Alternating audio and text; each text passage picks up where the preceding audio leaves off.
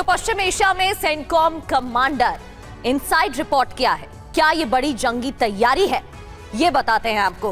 Readiness check के तौर पर दौरा बेहद ही अहम माना जा रहा है। कूटनीति के साथ सैन्य गतिविधि भी। पिछले दिनों तनाव और संघर्ष भी बढ़े हैं, वो तस्वीरें भी हम आपको लगातार दिखा रहे हैं। और हर हालात से स्थिति से निपटने की सैन्य तैयारी भी दोनों तरफ से तेज है, चाहे बात अमेरिका की हो या ईरान की। अमेरिका सैन्य पकड़ मजबूत कर रहा है और उसी का असर है कि लगातार चाहे F-35 लड़ाकू विमानों की उड़ान की खबर सामने आ रही हो या फिर इस दौरे की। और देखिए, इस बीच एक अहम खबर आ रही है। ईरान को अमेरिका की तरफ से बड़ा झटका लगा है। खाड़ी देशों के नुकसान की भरपाई का प्लान है। भरपाई के लिए ईरानी संपत्तियों का इस्तेमाल किया जाएगा। अमेरिका ने खाड़ी देशों से नुकसान का ब्यौरा मांगा है। ये आप अच्छी तरह से जानते हैं कि 40 दिनों की जो जंग हुई उसमें अमेरिका और इजराइल ने मिलकर ईरान पर हमले किए और बदले में ईरान ने खाड़ी देशों में तबाही मचाई।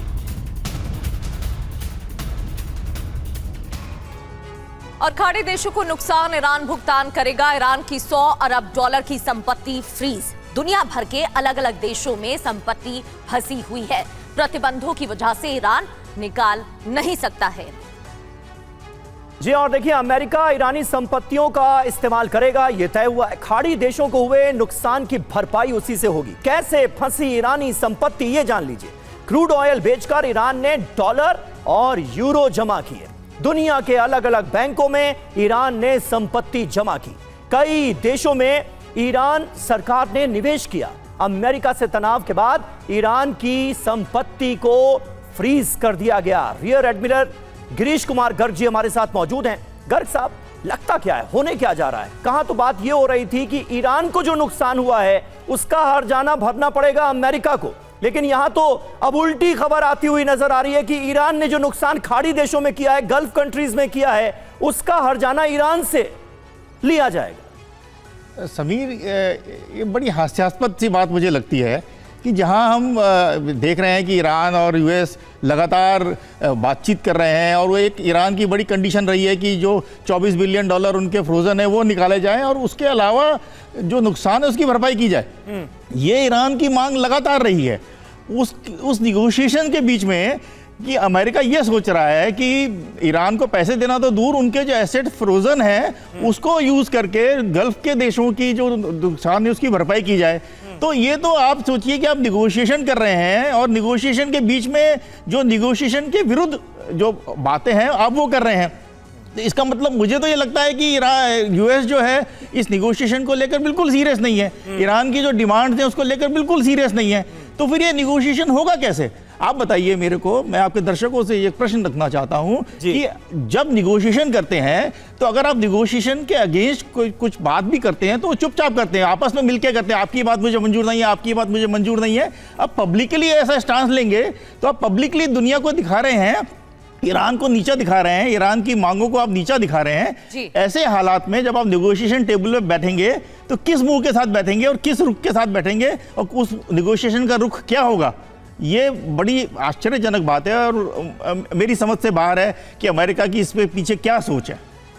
बिल्कुल सर, और जिस तरीके से खबरें अमेरिका से सामने आ रही हैं, डोनाल्ड ट्रंप के बयान सामने आ रहे हैं, उसके बाद और भी सवाल उठते हैं। बड़ी खबर CIA से जुड़ी है क्योंकि CIA ने अमेरिकी प्रशासन को सीक्रेट रिपोर्ट सौंपी है। इसी से जुड़ी जानकारी, अमेरिकी नाकाबंदी का ईरान पर असर नहीं। रिपोर्ट में ये दावा किया गया है 3 से 4 महीने तक नाकाबंदी झेल सकता है ईरान। हमलों के बावजूद भी ईरान के पास मिसाइलों का बड़ा भंडार मौजूद है। वॉशिंगटन पोस्ट के हवाले से ये रिपोर्ट।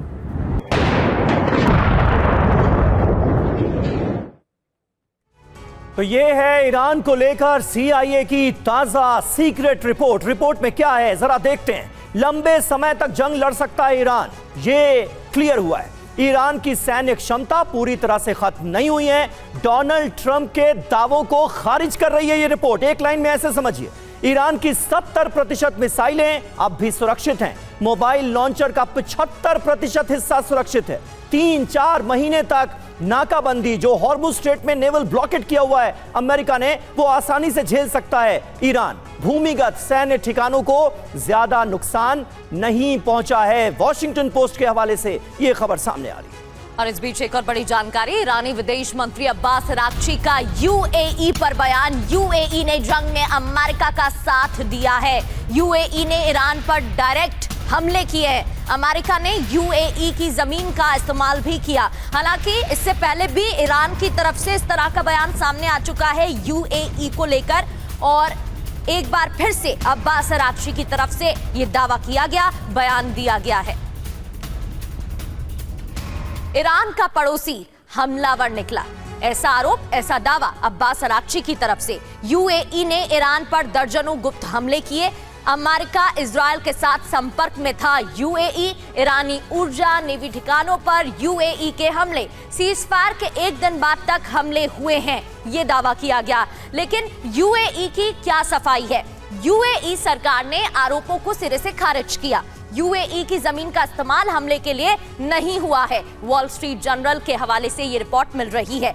यूएई ईरान के बीच कैसी दुश्मनी है? 3 द्वीपों को लेकर पुराना विवाद तो है ही। स्ट्रेट ऑफ हॉर्मुज पर कंट्रोल की जंग है। ईरान खुद को क्षेत्रीय शक्ति मानता है और यूएई आर्थिक, कूटनीतिक प्रभाव बढ़ाने की कोशिश में जुटा हुआ है। सिवात सर, सीजफायर से पहले हालांकि अभी भी जंग की तस्वीरें सामने आ रही हैं। जंग जब अग्रेसिवली चल रही थी तब हमने देखा कि ईरान की तरफ से सबसे ज्यादा हमले कहीं किए गए तो यूएई वो देश था जहां पर अलग अलग स्थानों पर हमले हुए। तो अगर यूएई की तरफ से भी हमले किए जाते हैं तो फिर इस पर सवाल क्यों उठ रहे हैं? और दोनों के बीच में विवाद तो पुराना है। हाँ बिल्कुल प्रगति, आपने बिल्कुल you hit the nail on the head. देखो सच्चाई है कि यूएई और जो बहरीन है वो अब्राहम अकॉर्ड का हिस्सा भी है, और कहीं ना कहीं मोरक्को, सूडान के साथ सबसे पहले जिस देश ने अब्राहम अकॉर्ड इजराइल के साथ किया था वो स्पेशली यूएई था, फिर बहरीन था। और यूएई के अंदर इन्वेस्टमेंट अमेरिका और इजराइल की भी बहुत ज़्यादा है, और उसके साथ साथ जो सबसे बड़ी टेक कंपनीज हैं वर्ल्ड की, उनके हेडक्वार्टर भी वहीं पर हैं, चाहे माइक्रोसॉफ्ट है, चाहे वो एप्पल है। तो ये सच्चाई है कि कहीं ना कहीं अगर आप फाइनेंशियल कोई इकोनॉमिक हब सेंटर देखें तो वो इस गल्फ के अंदर यूएई है। और यूएई और ईरान की जो आपस के अंदर काफ़ी समय से, जैसे आपने ठीक बताया कि कुछ आइलैंड को लेके भी उनके बीच में के अंदर टकराव है, और इसीलिए अगर आप देखें ये बात सच हो सकती है कि यूएई ने खुल के मदद की है यूएस की, और जो हमले हुए थे यूएस से ईरान पे वो काफ़ी सटीक थे। और अब ये बात आ रही है कि कहीं ना कहीं आप देखें इस लड़ाई के दौरान अगर सबसे ज़्यादा हमले किए ईरान ने, पलटवार किया अपने रॉकेट और मिसाइल के, तो सबसे ज़्यादा यूएई पे किए। दूसरी बात प्रगति, एक पॉइंट आ रहा था कि भाई ये जो अभी अमेरिका और जो ईरान है कि अब जो ये लड़ाई ख़त्म होने की टाइम है या ये लड़ाई चलेगी लंबी, क्योंकि ईरान पे बार बार कह रहे हैं कि ईरान के पास डोनाल्ड ट्रंप कह रहे हैं 24% का हथियार है, मगर CIA कहती है कि 70% उसके पास मिसाइल, रॉकेट और ड्रोन्स हैं।